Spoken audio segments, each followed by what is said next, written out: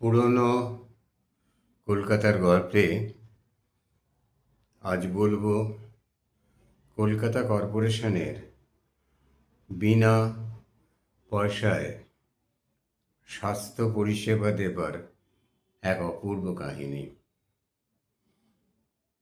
আমরা যখন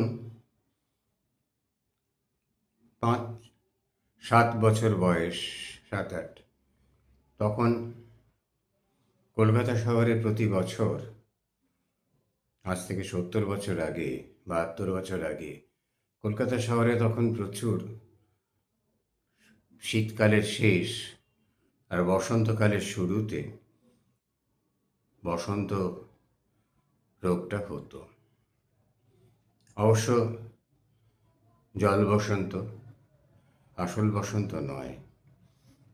যে রোগ, তার কোনো এমনি স্মল পক্স যেটাকে আমরা বলতাম, আর এই সাধারণ যে বসন্তটা হতো এর কোনো প্রতিষেধক ছিল না।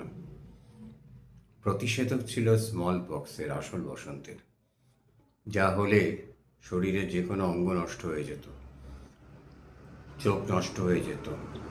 আমরা ছোটোবেলায় অনেক মানুষকে দেখতাম, মুখ ক্ষত বিক্ষত, একটা চোখ নষ্ট হয়ে গেছে। এরা সকলেই আসল বসন্তের শিকার। তো যাই হোক, রোগের বর্ণনা বেশি দিয়ে ভারাক্রান্ত করব না। এই আসল বসন্তের কিন্তু ভ্যাকসিনেশন বা টিকা ছিল, আর এই টিকা নেওয়া বাধ্যতামূলক। তখনকার দিনের কর্পোরেশনের মেয়র বা কাউন্সিলররা মঞ্চে উঠে দাঁড়িয়ে সগর্বে বলতেন না, 4.5 লক্ষ লোককে টিকে দিয়েছি আমি আমি আমি দিয়েছি, বলতেন না। বিজ্ঞাপন হতো, বসন্তের টিকা লউন, জল ফুটিয়ে খান, এই সমস্ত বিখ্যাত বিখ্যাত বিজ্ঞাপন ছিল সেই যুগের। আর যে ব্যবস্থাটা ছিল, প্রত্যেকটি বাড়ি গিয়ে টিকা কর্মীরা, এত বিশেষণ ছিল না, মহিলা টিকাকর্মী, এরা সাধারণত আর্থিকভাবে একটু দুর্বল পরিবার থেকে এদের নেওয়া হতো। তখন ডক্টর বিধানচন্দ্র রায় তখন আমাদের মুখ্যমন্ত্রী ছিলেন।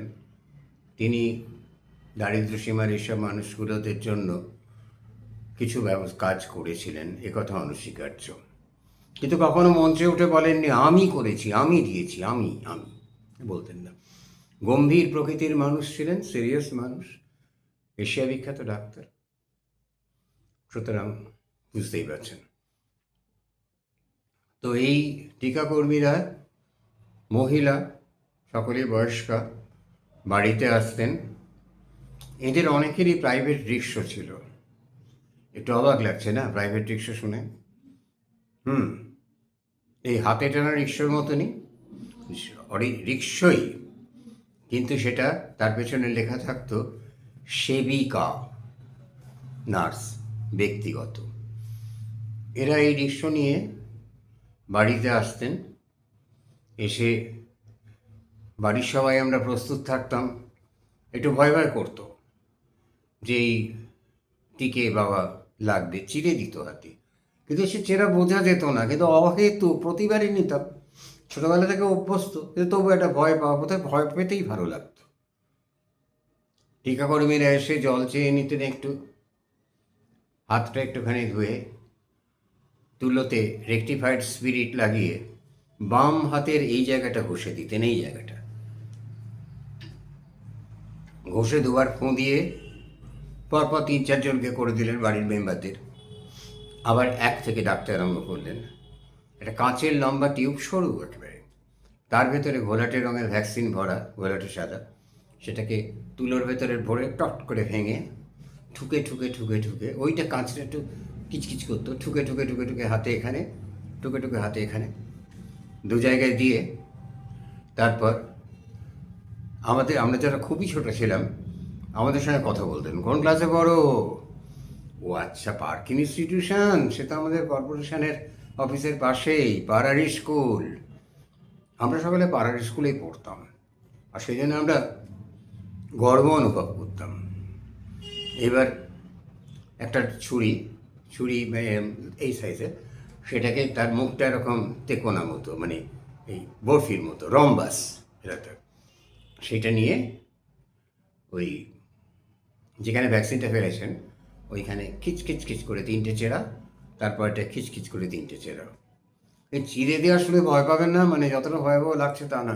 আজকের প্রজন্ম যাদের 50 বছর বয়স, তারাও বোধহয় এটা জানেন না। তাদেরও জন্মের সময় যে কম্পালসারি টিকা দিয়ে দেওয়া হয় সেটাতেই সারা জীবন চলে যায়। আমাদের প্রতি বছর নিতে হতো। আরও অনেক প্রিকশন ছিল, বলছি সেগুলো।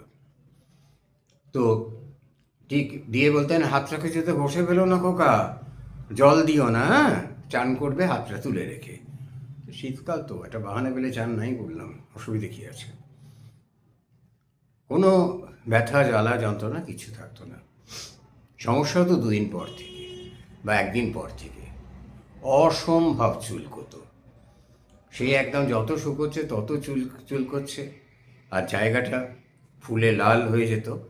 ওটা ওই দুটো জায়গাতে আসলে দুটো আসল বসন্তের জন্ম হতো, এবং ওরাই রক্তের ভেতরে ইমিউনিটি তৈরি করতো। এইভাবে আমাদের ওই রোগটির প্রতিষেধক ব্যবস্থা হতো। এছাড়া বাড়িতে পারিবারিক প্রতিষেধকের ব্যবস্থা ছিল, যেটা ঠাকুমা দিদিমারা জানতেন, আজকে কোনো বাড়িতে করা হয় কিনা জানি না। আমাদের ছোটোবেলায় বায়না করতাম না, খেয়ে নিতাম। উচ্ছের রস খেতে হতো, খুব কচি উচ্ছে, তার রস করে সামান্য জল দিয়ে কাপের এতটুকু মা হাতে হাতে ধরিয়ে দিতেন, আমরা ভাই বোনেরা ডক করে গিলে নিতাম। মাঝে মধ্যে কী দুর্বুদ্ধি মাথায় চাপতো, উচ্ছে চিবিয়ে খেয়ে নিতাম। আর এছাড়া কম্পালসারি ছিল এই বসন্তের প্রতিষেধক, হামের প্রতিষেধক, এই সিজনে যে রোগগুলো হয়, কাঁচা হলুদ 4-5টা কুচি, আখের গুড় দিয়ে খাওয়া। আখের গুড় দিয়ে কাঁচা হলুদ খেয়ে, চিবিয়ে খেয়ে, ডক করে 2 ঢোক জল খেয়ে নেওয়া, এটা নাকি দারুণ প্রতিষেধক। আর এছাড়া অদ্ভুত একটা জিনিস ছিল, সেটা হচ্ছে কন্টিকারির শেকড় বাঁটার বড়া, বড়ি আর কি। বড়া মানে তো ভাজা টাজা সুস্বাদু ব্যাপার। এটা বাড়িতে দিদিমা দিয়ে রাখতেন, ঠাকুমাও দিতেন।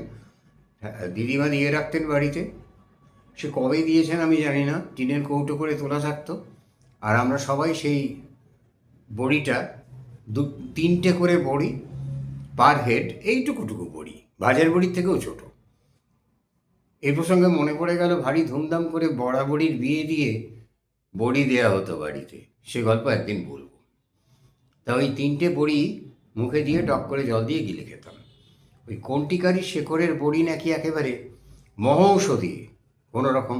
তা সত্যি আমাদের ছোটোবেলায় কোনোদিন বসন্ত এসব রোগে কোনোদিন আমাদের ভুগতে হয়নি।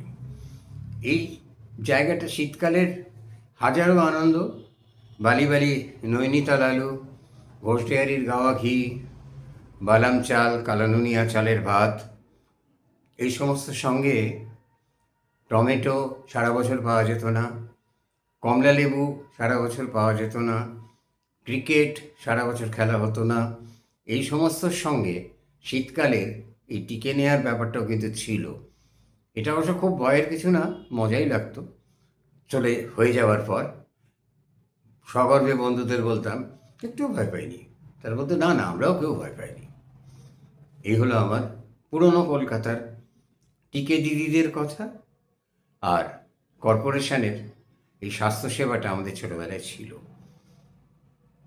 ঠিক আছে, আজকের মতো আসি।